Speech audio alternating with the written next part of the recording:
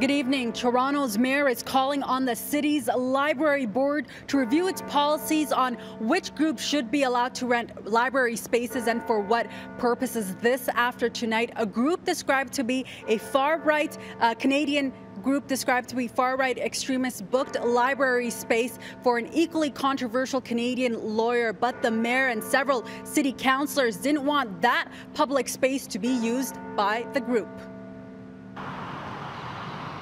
Inside the Richview Public Library, a memorial was scheduled to take place for Barbara Kolaska, a controversial Canadian lawyer who died last month and who has defended people facing hate crime charges and alleged Holocaust deniers. No 6 million Jews ever died in what they like to call the Holocaust. Like Ernst Zundel, a German-Canadian writer and activist who's published books denying the Holocaust ever happened and has also been charged, convicted and jailed for that in Canada.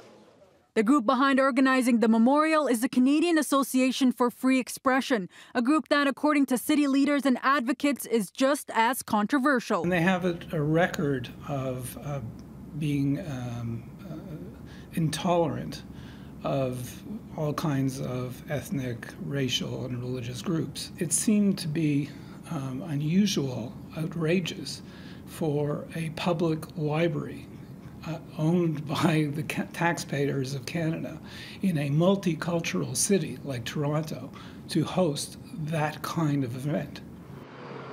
The man behind the group, Paul Fromm, who has in the past been banned from Parliament, has denied Cafe is a hate group.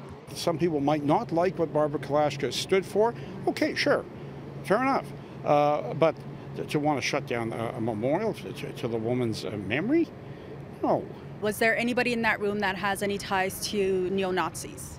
Well, I don't know any neo-Nazis. I do know some National Socialists. The library's manager tells City News it wasn't aware of who the group or Fromm were and was advised by their lawyer not to cancel the meeting. There's nothing illegal has taken place. Certainly there are unpopular points of view that are very uncomfortable, but people are able to come here and to use the space as long as they abide by the law. There were reports that protesters would be attending to disrupt the meeting. Additional security was added to monitor the event. Toronto Police was also present at one point.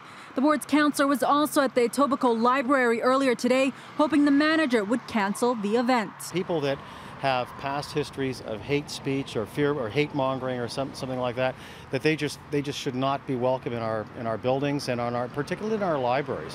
Mayor John Tory and other city councillors expressed concern about the meeting being held at the library, bringing into question how city facilities get used. The mayor said in a statement, "My office will be asking the library board to review its room rental policies in the wake of this event." City councillors are also supporting that move, saying better screening is needed for groups who use city resources. When these things occur, it's a very sobering situation. Where we have to really look at how we process these permits, what groups are using them, what activities are taking place, and what's been said on site. Well, after the concerns were expressed today, the library's manager tells me they will be looking to hold library-wide meetings on these booking protocols. The board will also be invited to attend.